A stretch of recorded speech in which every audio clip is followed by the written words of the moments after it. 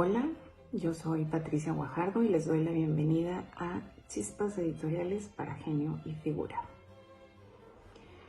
Hoy les quiero contar la historia del impresor más importante del siglo XVI, Aldo Manusio. Aproximadamente unos 60 años después de la invención de la imprenta de tipos móviles en Alemania por Gutenberg, Venecia se convirtió en el epicentro editorial de Europa. En ningún lugar había tantos talleres de impresión como los que había en Venecia. Venecia atrajo a tipógrafos de todas partes. Estos artesanos eran capaces de fabricar y trabajar con caracteres hebreos, griegos, latín o de cualquier lengua. En aquella época, en Venecia había más o menos unos 150 talleres, mientras que en una ciudad como París, por ejemplo, había aproximadamente 50 talleres. Entre toda esta constelación de brillantes impresores, hubo uno que destacó por encima de todos, y este fue Aldo Manusio, un hombre que revolucionó la historia de los libros. Manusio fue un culto profesor apasionado por el griego y por el latín.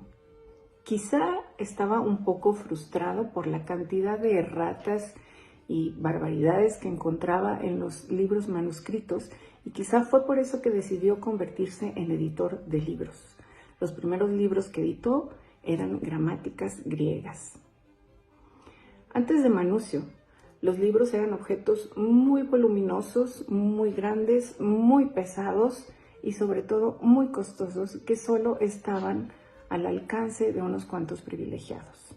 También había escritos o publicaciones muy económicas, generalmente hojas volantes, que contenían oraciones, era lo que más circulaba y que la gente cargaba consigo.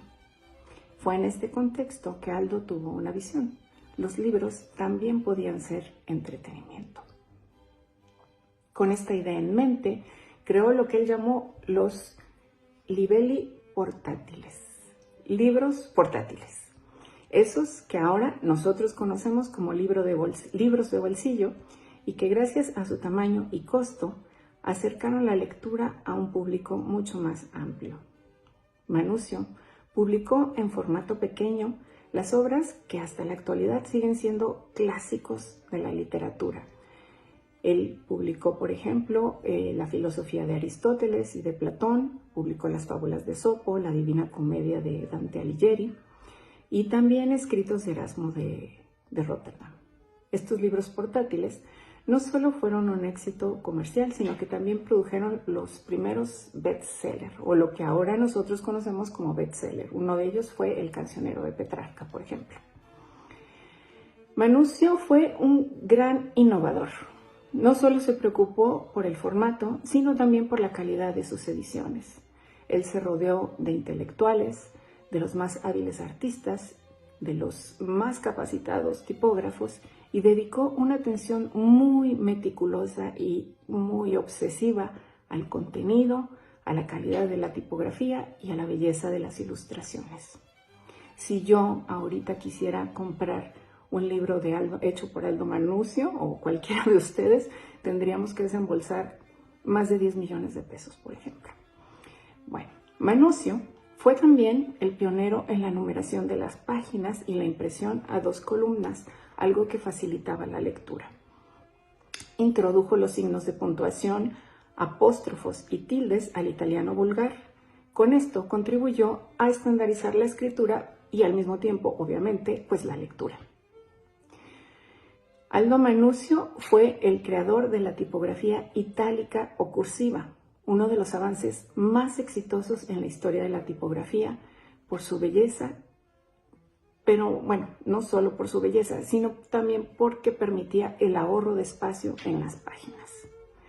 Manusio también fue el primero en diseñar un sello editorial para distinguir sus libros de los que producían el resto de los impresores en Venecia.